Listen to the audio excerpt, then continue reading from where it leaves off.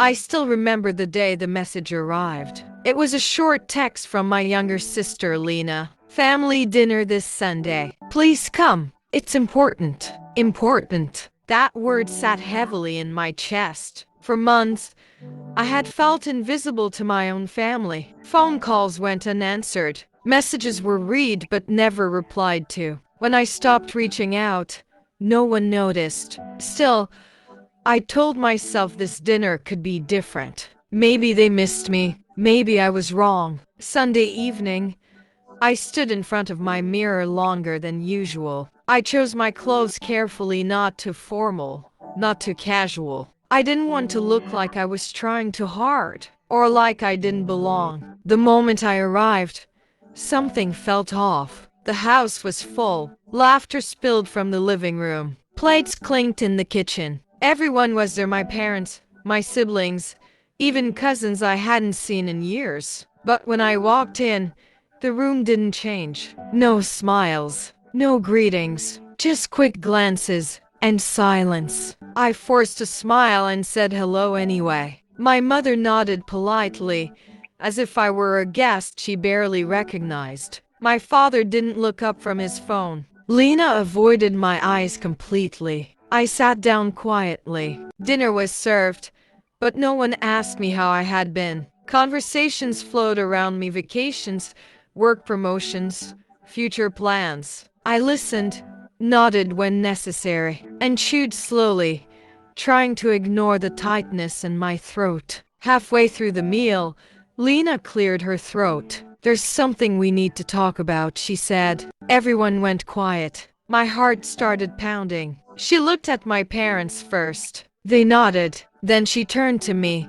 her expression stiff and rehearsed. "We think it's best if you take some distance from the family for a while." I blinked. "I'm sorry, what?" My mother finally spoke. "It's not personal," she said quickly. "Things have just been uncomfortable. Uncomfortable." I looked around the table, searching for at least one familiar face, someone who might defend me, ask questions, explain what was happening. No one met my eyes. Lena continued, her voice shaking slightly. "There's been tension, misunderstandings, and honestly, it's affecting everyone." "Everyone?" I asked softly. "Or just you?" Silence again. My father sighed. "We think some space would be healthy." Healthy. The words felt carefully chosen, like they had practiced this moment. I swallowed hard. Did I do something wrong? No one answered. Not because they didn't hear me, but because they didn't want to.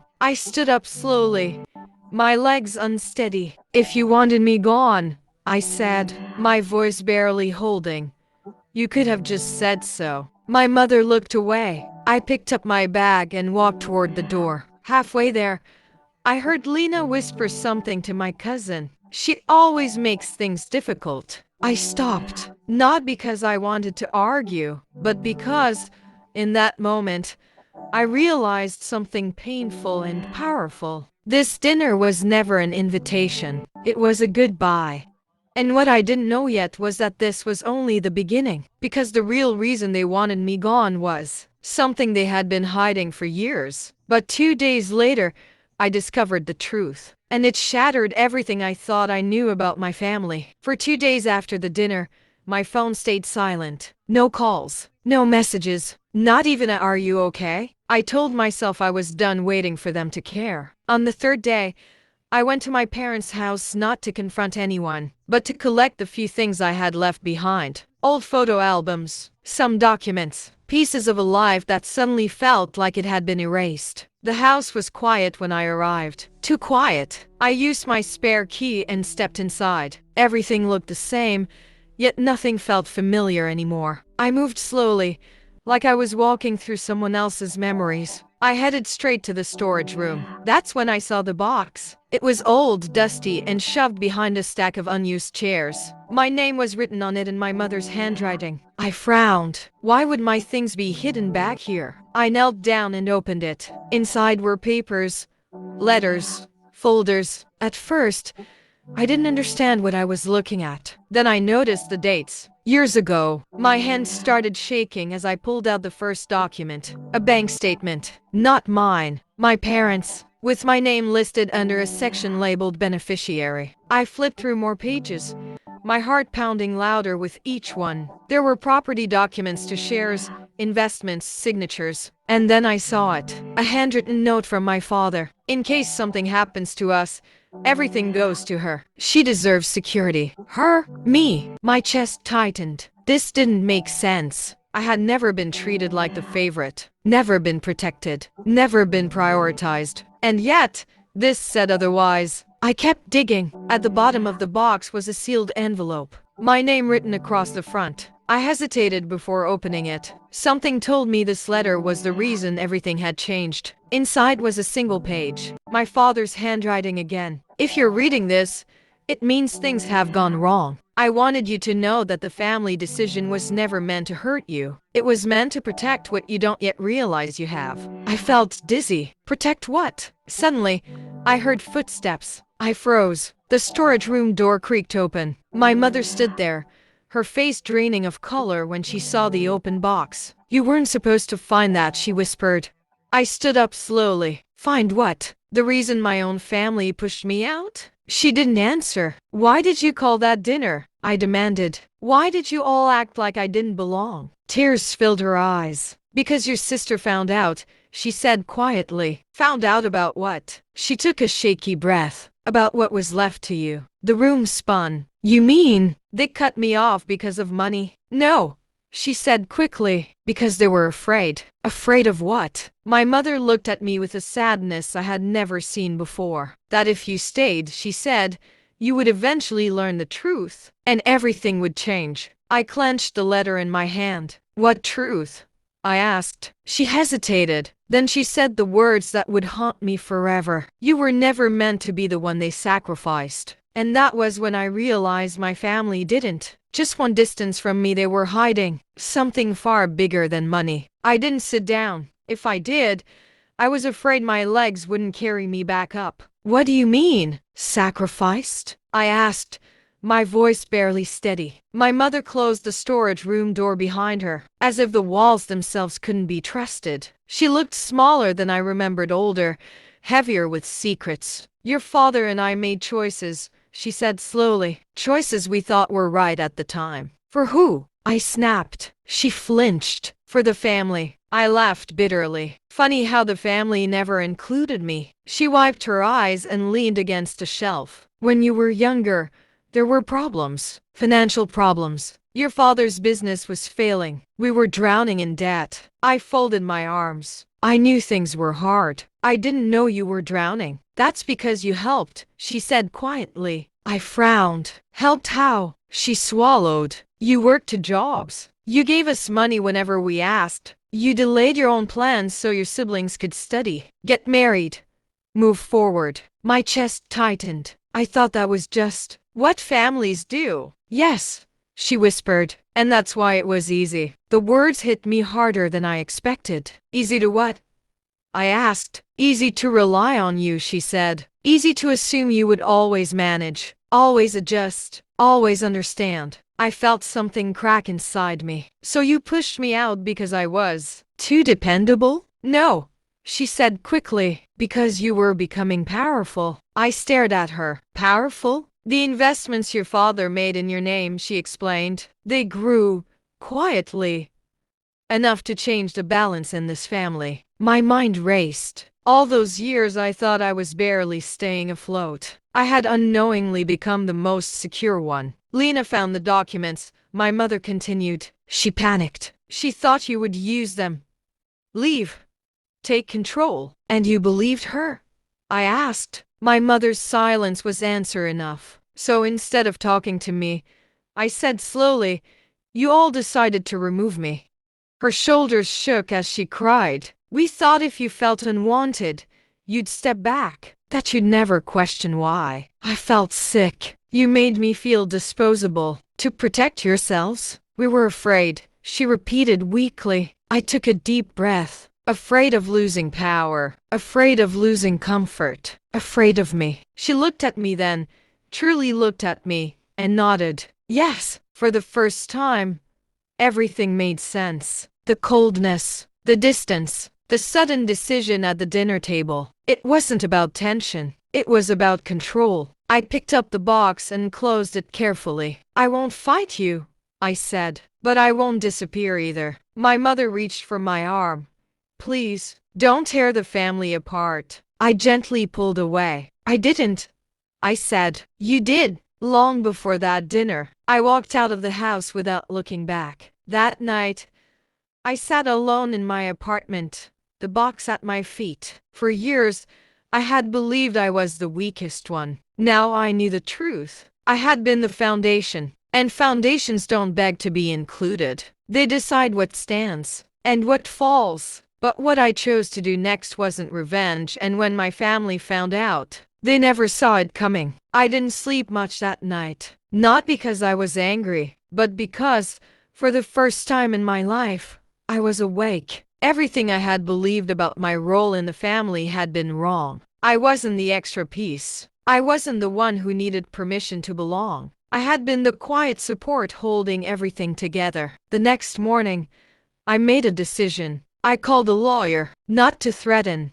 not to demand, but to understand. Sitting across from him, I laid out everything: the documents, the letter, the investments I never knew existed. He listened carefully, flipping through pages, nodding slowly. You've been very patient, he finally said. I gave a small, tired smile. I didn't know I had a choice. He looked up at me. You've always had one. Those words stayed with me. Over the next few days, I stopped responding to family messages, not out of bitterness but clarity. I needed space to think without their voices shaping my choices. That silence disturbed them more than any argument ever could. Lena was the first to crack. She showed up at my door unannounced, her confidence gone, her voice sharp with panic. You think you're better than us now? She snapped the moment I opened the door. I didn't invite her in. I think I finally understand myself, I replied calmly. She laughed nervously. So what?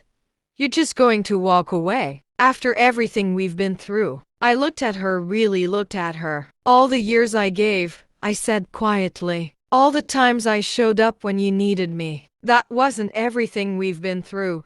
That was everything I carried alone. Her face hardened. You owe this family. No, I said gently. I already paid. She left without another word. My parents called next. Then cousins. Then people who hadn't spoken to me in years suddenly remembered my number.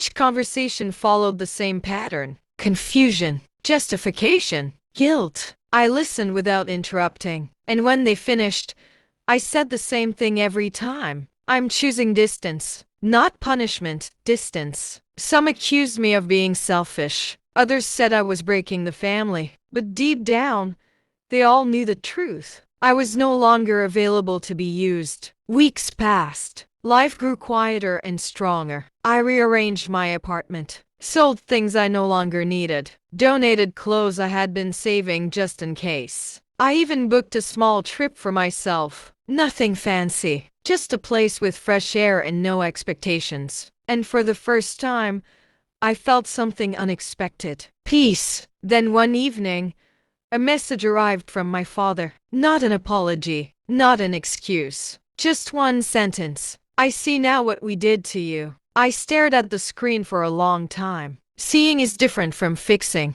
I didn't reply, because the truth was this. I wasn't waiting for them to change anymore. I had already changed. And what they didn't know, what none of them could imagine, was that my final decision was already set in motion. One that would reshape our family forever. But when the official papers arrived, they realized something too late. I had never intended to disappear. I intended to redefine everything. The envelope arrived on a quiet afternoon. No return address, no warning, just my name written neatly across the front. I already knew what it was before I opened it. Inside were copies of legal documents, clean, official, undeniable. Trust transfers, updated beneficiary records, instructions that had been finalized weeks earlier. I read them slowly, carefully, letting every word settle. I hadn't taken anything from my family. I had taken myself back. That evening,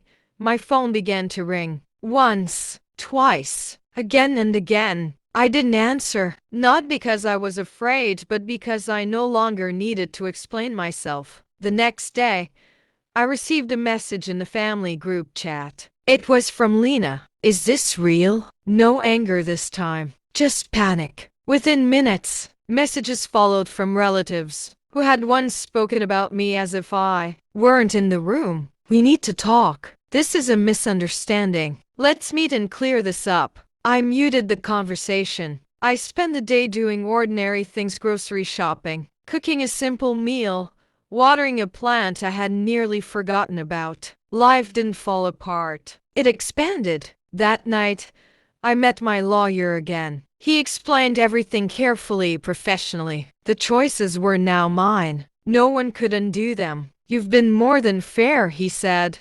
I nodded. Fairness isn't my goal anymore. When I returned home, my father was waiting outside my building. He looked tired, smaller than I remembered. I just want to understand, he said softly. I gestured toward a bench nearby, and we sat. You always told me family meant sacrifice, I said. But you never told me sacrifice had a limit. He lowered his head. We didn't think you'd ever stop giving. That was a mistake, I replied. You thought my silence meant consent. Tears filled his eyes. Can we fix this? I thought about all the years I had tried to fix things alone. Some things aren't meant to be repaired. They'll survive, I said. So will I. He reached for my hand, but I stood. I hope you learn from this, I added. Even if it's too late for us. I walked inside without looking back. Days later, word spread through the family. The roles had shifted. People who once dismissed me now spoke my name carefully. Invitations came: birthdays, dinners, gatherings. I declined them all, not out of spite, but because I finally understood something important. Access to me was a privilege, not a guarantee. One morning, as I sat by the window with my tea, I felt a strange calm. No rush, no guilt, no need to prove anything. I had rewritten my story not with anger, but with boundaries. And what I didn't know yet, what none of them knew, was that my final act wouldn't be about separation at all. It would be about truth. Because when the family gathered one last time, I revealed something that changed how they saw me forever. The invitation arrived a week later. A family gathering. One last request. I almost ignored it. But something inside me, quiet, steady, certain, said it was time. Not for reconciliation, not for approval, for closure. I arrived early. The house was the same, but everything felt different. The walls no longer held power over me. They came one by one. My parents, Lena, cousins who suddenly remembered my kindness. Everyone spoke softly, carefully, as if afraid to disturb something fragile. They were right. It was fragile. Not me. Their illusion. When everyone was seated, my father cleared his throat. We're here because we need to talk. I nodded. So do I. The room went still. I stood, holding nothing in my hands. No documents. No proof. I didn't need them anymore. I spent years believing I was replaceable. I began. That my worth depended on how much I gave and how little I asked. No one interrupted. I told myself your silence didn't hurt, that your decisions were necessary, that love looked like endurance. My voice didn't shake, but love doesn't erase someone to feel safe. Lena shifted in her seat. I didn't take anything from this family, I continued. I took responsibility for myself, and that frightened you. My mother's eyes filled with tears. I forgive you, I said, not as a gift, but as a release. Not because you deserve it, but because I don't want to carry this anymore. Gasps filled the room. I won't be returning to old roles, I added. I won't explain my choices, and I won't ask to be understood. I paused. But I want you to know this. I never wanted power over you. I wanted honesty from you. Silence followed. Then something unexpected happened. My father stood. We failed you, he said quietly, and we're sorry. The words came too late to change the past, but not too late to name it. I nodded once. That's all I needed to hear. I left shortly after. No dramatic exit. No slammed doors. Just a woman walking forward. Outside, the air felt lighter. I breathed deeply, as if I had been holding my breath for decades. That night, I sat in my lounge, tea cooling beside me, telling my story out loud for the first time, not to my family, but to myself. Not as a victim, as a survivor. And now, as a woman who knows her worth. Because sometimes, the most powerful ending isn't revenge. It's truth. If you've ever been made to feel invisible by the people who needed you, most the story is for you.